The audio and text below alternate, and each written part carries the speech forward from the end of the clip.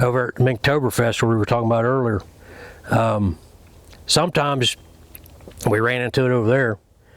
You run into banks that really you can't dig in. But either it's hard clay, it's a lot of rock, a lot of roots, or it's extremely soft soil where it collapses. Let me get down there and show you what I'm talking about. There's actually a shallow ledge here out in front of this little root tangle, which would be, you could dig a pocket up in there, or you could blind set it.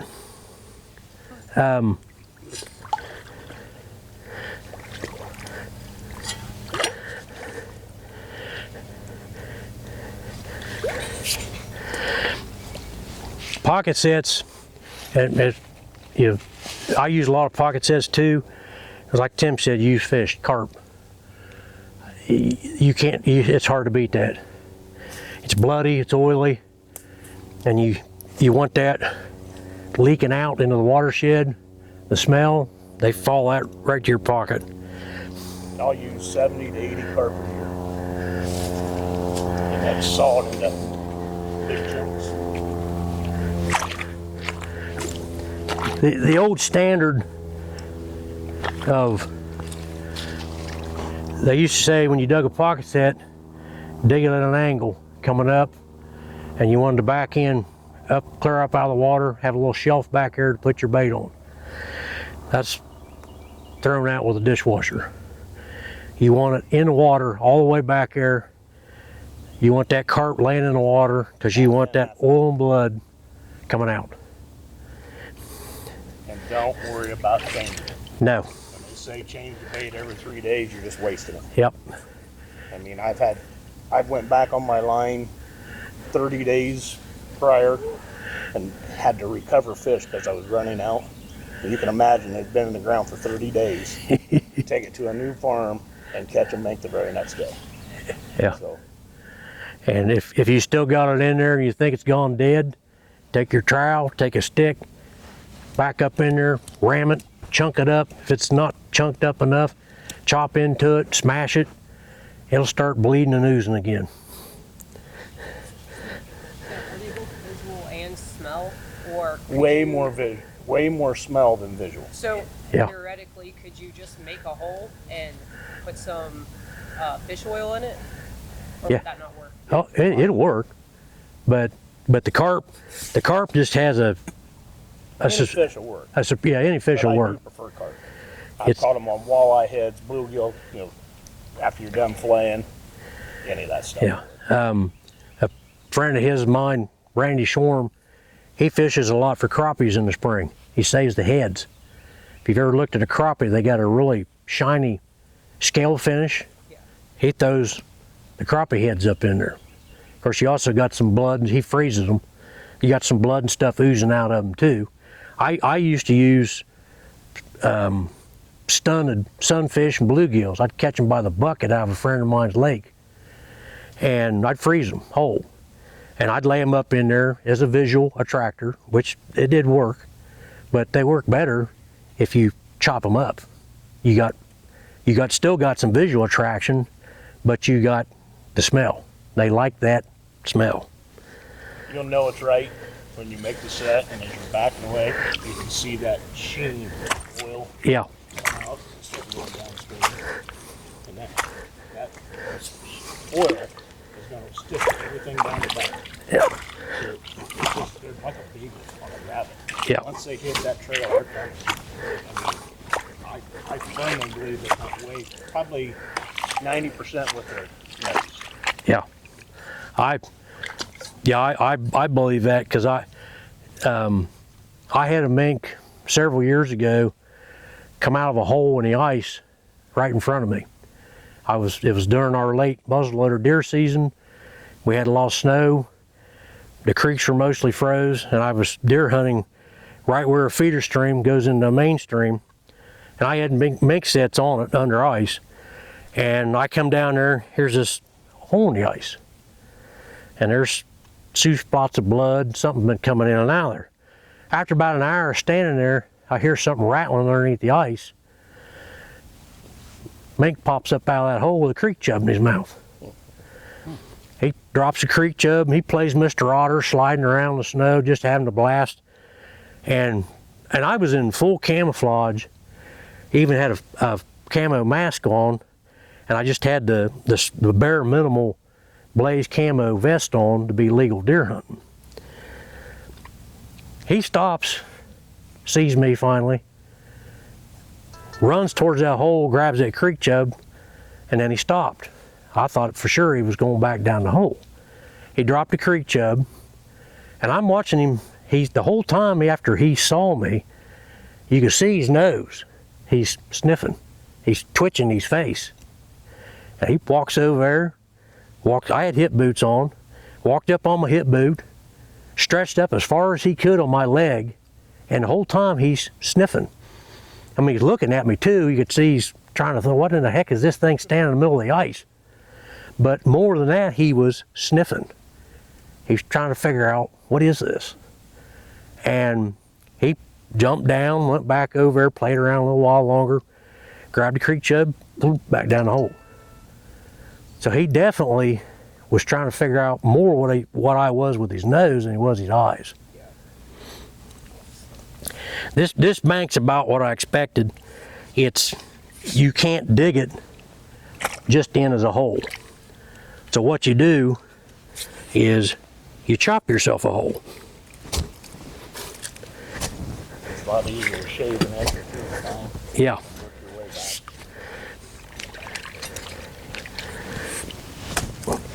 back. And then once you get where you want, which I try to make my pockets, if it's diggable, 18 to 24 inches deep. I like them. I mean, if I can get them deeper, if it's good enough soil, I'll make them deeper. But we'll just dig this back here.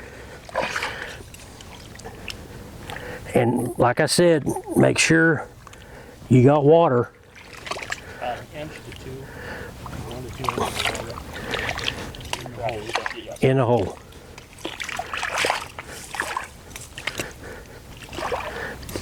And then you make yourself a top, which can be sticks, if it was flatter and you could keep a rock there, you could use a rock.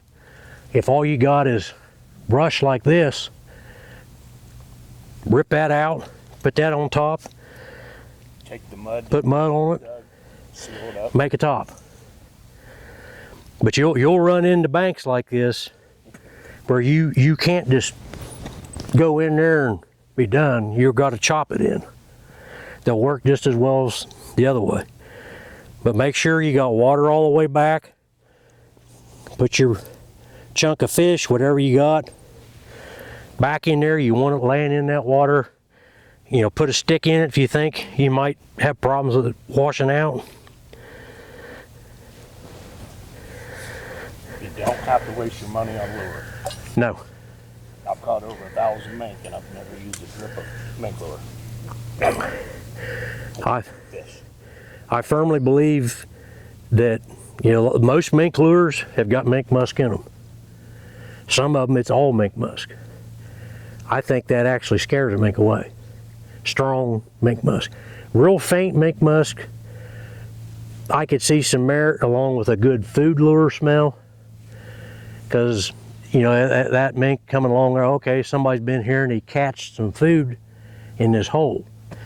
But real strong, aggressive mink musk, I think spooks most mink. Because they think, okay, something happened here bad. You know, I don't want any part of this. I'm out of here. You know. The only problem with this type of set is you're going to catch coon. Yes. And you're going to catch so many coon, you're going to be sick and tired of coon. Yes. The first year I started targeting mink, I was just over 4 to 1 ratio. Yeah. Every mink I caught over four coon. I've worked hard to get it down to about 1.6 to 1. you're not going to keep them out. No. If you want to catch a bunch of coon, fancy yourself as a mink trapper. Yeah. And coons love mink musk. Yeah.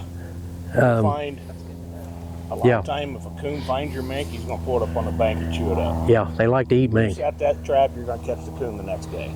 Yeah. Oh, so they'll take your catch. Oh yeah. Oh yeah, yeah. Yeah, they'll eat them. Eagles, Hawks, I get big owls. marks in mine. Yeah. If you find the fish out in the water, 2 or 3 feet in front of the hole, that's a mink, and he'll be back. Yeah. If the fish is up on the bank and it's just scales, that's a raccoon, Yeah. and he'll be back. Yeah. There's just really mink are probably, in my opinion, the easiest thing to catch. Yeah, I've never considered them hard to Because they're catch. So aggressive. Right here would be another good spot for that trail set. You just got that natural little stub there, this here coming over, and there's a trail right there going to the underneath that. It'd be easier to set this than it would be under here, but that's settable. But you'll develop an eye. It's hard for any of you to see, but it's easier for me to see it down here. You can see that. Yeah, I can see the trail all the way down through there. Yeah, it goes up along the edge and around. And that's what you need to look for those body grip sets. Light snow is your friend. Yes. Spend some time walking.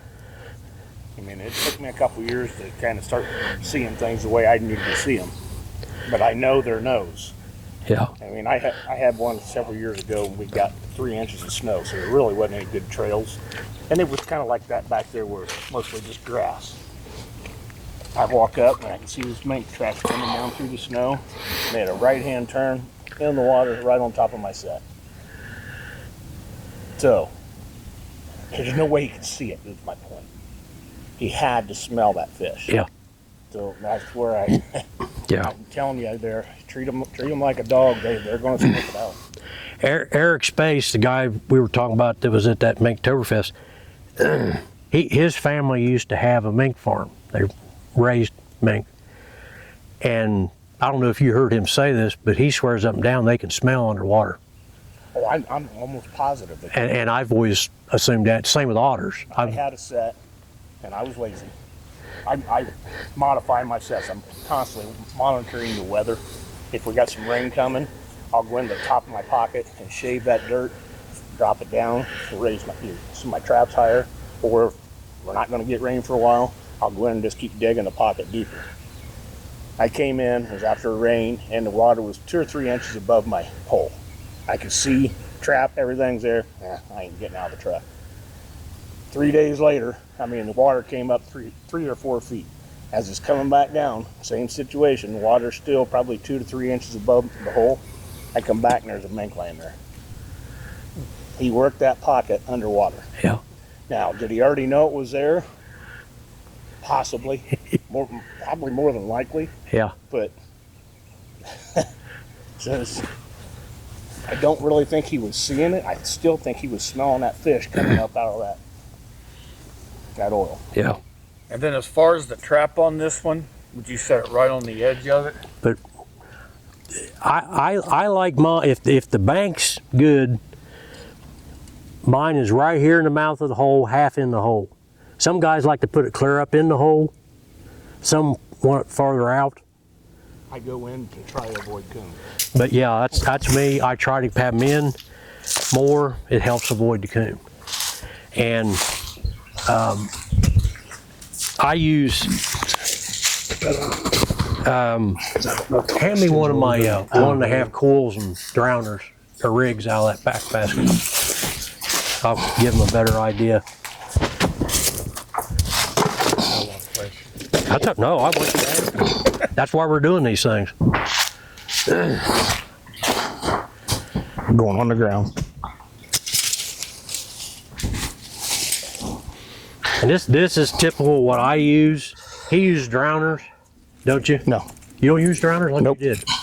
I can show you when we get back to the truck. I just run a piece of cable from here to here with a snare lock. And it's all stainless cable. So I can either snare a stake, I can snare a big piece of flagstone, run it through a cement block, and then the trap back through the snare loop. I'll show you guys later. These are what I mostly use, 4 or 5 feet of chain, a heavy coyote grapple, 1.5 coil, and depending on the bank and the soil, I may jam this down in the bottom. I may just lay it out. If I jam it in the bottom, I'll put a stout stick out here somewhere from to wrap that chain around. Half of my creeks are solid bedrock. I mean, absolutely flat. So something like that, I'd be chasing them. Especially if you get a coon in it, he could go for. Yeah, I'm not on an Easter egg hunt. I'm there to collect and move on. When you guys get done here, remind me to show you one on a trail set with a 1.5. But this is one I've never really showed a lot of people. Make sure you got some loose soil where you're going to bed your trap. It amazes me the number of people that I meet that don't think you need to bed a trap in the water. They see all this stuff about bedding foothold traps for coyotes and fox, that they don't think they need to bed a foothold in the water. But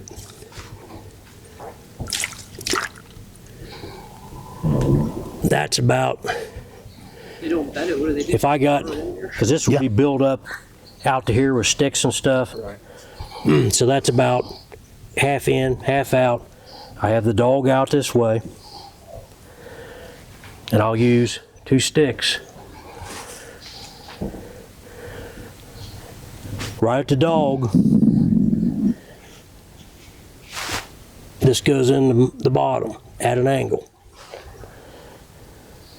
That helps steer them right across your trap.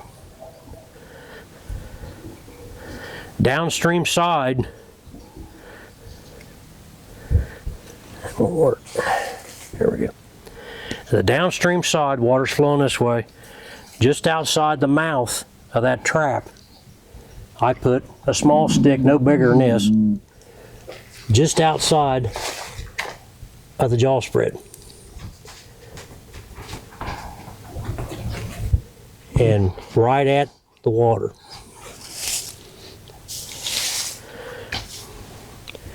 What that helps do, the mink coming this way, he comes up to that, he stops, he's gonna step over right in your trap. If he's coming this way, he's got to stop right before the stick, which means he's right on top of your pan. So it's guiding that helps. You can use a rock for the one out here. If you do, make sure it is jagged, something they're not going to step on. And keeping things tight like that, I think nothing's 100%, but I think it does help deter coons. And a lot of times I hide my pocket sets. If it's open like this, I've covered that up with sticks and brush.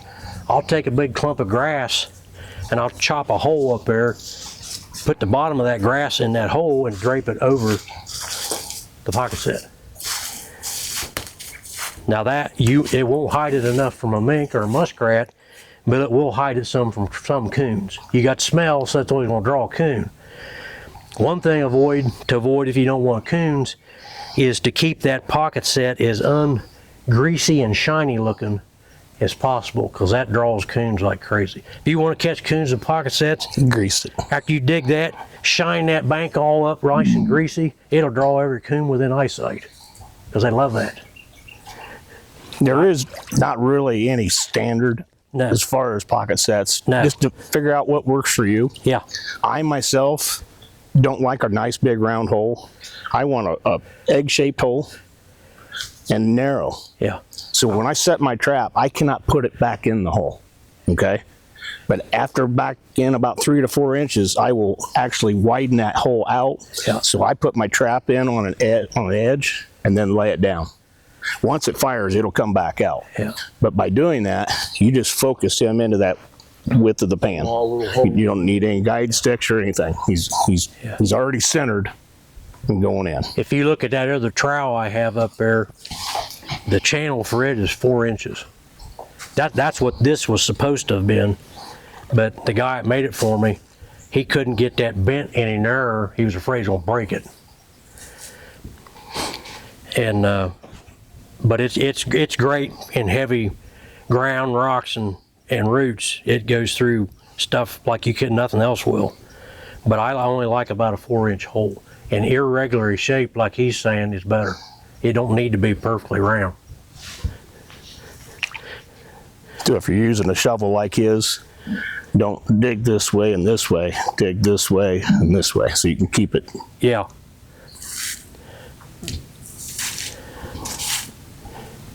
You need to be digging them now, not when the ground's half froze or froze. I would say when I start setting my line out, I'll probably reuse at least 80% of the pockets I dug last year.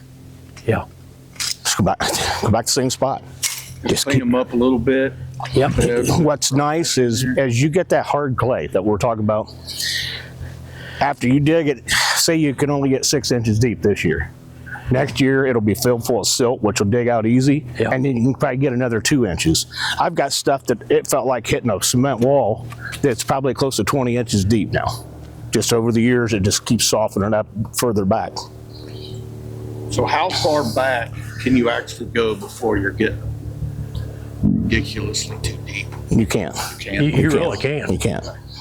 I've Red O'Hearn's a mink trapper out in Iowa. He says, I've had pocket sets before that, like he's saying, you've used over the years. They're 4 feet deep. He said, the nice thing about them is, he said, you got a chunk of carp back in there 4 feet deep. When it's 0 or 10 degrees out, he says, it's freeze proof. Yeah. He said, it's so far back in the bank, it don't freeze. Yeah, that's what I was wondering about, like the freezing and everything, because you want that oil and everything to still move. So. Yeah. Yeah. Once it starts icing up, I'm in trouble. I mean, I catch 80% of my mink the first 3 weeks. I'm from up by Lima, so we get ice pretty quick up there. So I try to just get in and get it, look for any of your tiles that are running, any current. So if, say you had this nice still body of water and then down there it flattens out and you got some ripples and stuff, that's where I'm going. I want to go down there and get that moving water. You're getting this on film, right?